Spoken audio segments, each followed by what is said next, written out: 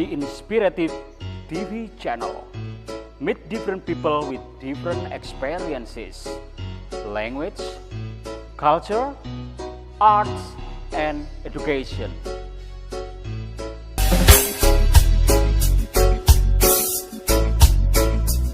Oke, viewer, assalamualaikum warahmatullahi wabarakatuh.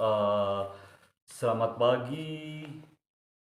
Sekarang masih pukul 5 ya, 5 in the morning ya. Mr. Ali mau menyampaikan sesuatu yang memang sesuai dengan sesuai dengan konten-kontennya Mr. Ali dan slogan-slogannya Mr. Ali yang inspiratif ya, The Inspirative TV Channel. Nah gitu. Jadi Inspirative TV Channel itu yang harus memberi inspirasi pada semua orang. Nah, semua viewer. Dan inspirasi itu didapat bisa dari mana aja ya, ilmu apa saja ya. Yang penting sifatnya itu positif ya. Seperti Mr. Ali, banyak teman, banyak juga kalau musuh sih ada, tapi kan muncul dengan sendirinya. Aku gak kepingin punya musuh ya. Mr. Ali gak pingin punya kompetitor kayak gitu. Meskipun dalam bisnis kompetitor itu penting untuk penyemangat kita, tapi seperti halnya seorang YouTuber ya. YouTuber itu sebetulnya nggak ada pesaing ya. Jadi kita bikin konten, bikin isi dari konten kita itu adalah kan imajinasi kita, kreasi kita, karya kita. Jadi nggak ada hubungannya dengan YouTuber lain, karena YouTuber lain kan cuma kreasi yang beda. Dia juga munculkan konten-konten yang sesuai imajinasi mereka, imajinasi dia kan seperti itu. Oke, kali ini aku mau memberi oleh-oleh tentang hasil dari dialogku sama temenku, yang satu sufi, yang satu psikolog ya. Jadi dua-duanya itu punya sesuatu yang menarik untuk dikaji ya. Karena saya sendiri ya banyak hal yang ingin aku ketahui, ingin aku lihat, ingin aku pecahkan, ingin aku tanyakan sama mereka. Nah, dari seorang psikolog itu menyampaikan ya, akhir dari dialogku sama dia menyampaikan, bahagia itu simple loh, kata dia. Kenapa gitu? Kok simple? Jawabnya seperti apa ya? Ya, banyak orang yang galau, banyak orang yang resah, banyak orang yang menginginkan, memaksa keinginannya. Seperti contoh ibu-ibu memaksakan, dia kan seorang psikolog, jadi orang terapi, orang minta masukan apa itu kan banyak tiap hari kan gitu. Banyak ibu-ibu menginginkan suaminya seperti keinginannya, padahal suaminya pola pikirnya beda, tidak sesuai dengan dia kayak gitu kan. Jadi keinginan itu nggak bisa dipaksakan ya. Ya dia sendiri juga, aku mau dibayar berapa, kan aku bukan Tuhan gitu, psikolog itu. Aku nggak bisa menyelesaikan pemaksaan kebahagiaan seperti itu, pemaksaan keinginan seperti itu, gitu psikolognya.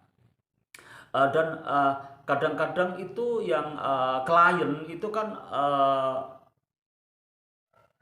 minta diterapi, minta jawaban dari apa yang dia tanyakan dan keinginannya dia, tapi kan kadang-kadang juga nggak masuk akal, nggak mungkin kayak gitu ya. Sesuatu yang nggak masuk akal, iya nggak mungkin. Dan dia juga bilang kalau orang lain itu nggak bisa seperti yang dia inginkan, seperti istri minta suami seperti ini, harapannya seperti ini, padahal suaminya juga pinginnya juga ya beda, tapi kan ya inginnya juga keluarganya bahagia kayak gitu. Istrinya cukup nggak paham ya kayak gitu.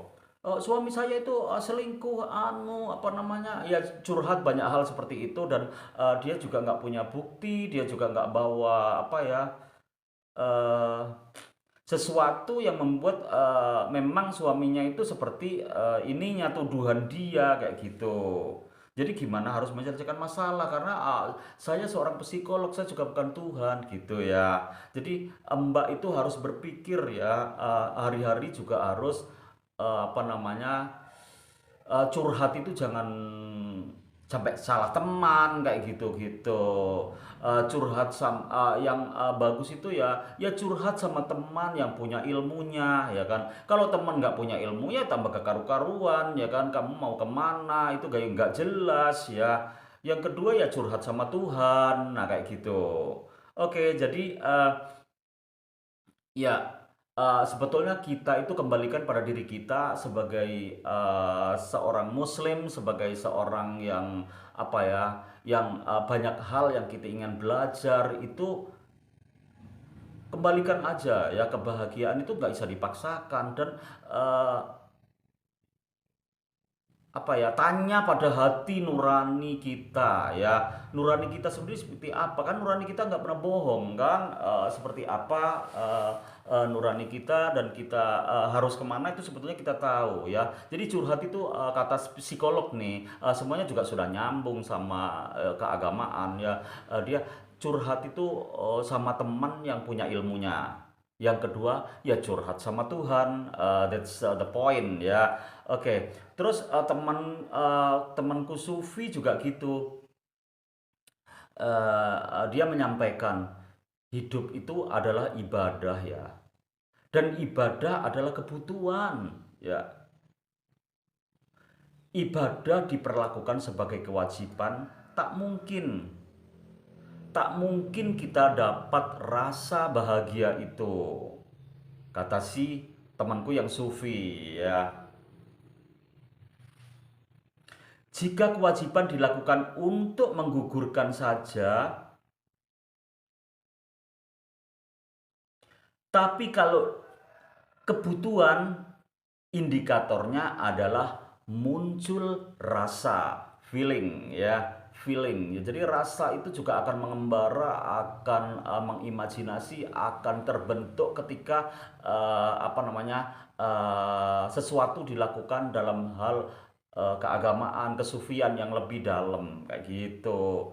Jadi rasa itu akan muncul. Seorang psikolog juga harus punya apa ya, keagamaan yang baik ya kan. Jadi ini tadi ada koneksitasnya juga ya kan. Semua itu ada koneksitasnya. Orang kesufian itu kalau dia melakukan ritualnya dalam, itu akan muncul juga psikologinya itu nyambung gitu. Jadi rasa yang dalam itu akan nyambung ya. Seperti dia menyampaikan tadi, bahagia itu nggak bisa dipaksakan. Emang iya bener ya kan. Terus bahagia kan tidak harus kaya ya kan. Dan kaya sendiri juga nggak harus dipaksakan ya kan. Seperti halnya kamu kaya tapi hasil merampok, hasil merampas, hasil memaksakan diri juga nggak bisa bahagia. Tentu saja kamu akan apa ya, tersiksa oleh diri kamu sendiri. Nah, seperti itu. Nah, selanjutnya tadi kan muncul rasa dan selanjutnya bila bekerja dipandang sebagai kewajiban bukan sebagai kebutuhan maka akan terasa capek, galau dan malas. Ya, ini yang harus kita pikirkan. Tapi kalau bekerja itu dipandang sebagai kebutuhan pasti akan terasa nikmat dan akan terasa apa namanya, pokoknya nikmatnya itu dalam banget ya. Kita menjalankannya dengan ikhlas ya. Terus mana mungkin rasa resah dan malas itu akan muncul kalau kita sudah merasakan kerja itu sebagai kebutuhan, nah kayak gitu. Eh, jadi kalau kerja itu harus dipandang sebagai kebutuhan, bukan kewajiban, ya kan? Seperti contoh kita itu kerja itu kalau sudah kita mencintai apapun yang kita lakukan, kita akan merasakan nikmat dalam bekerja itu.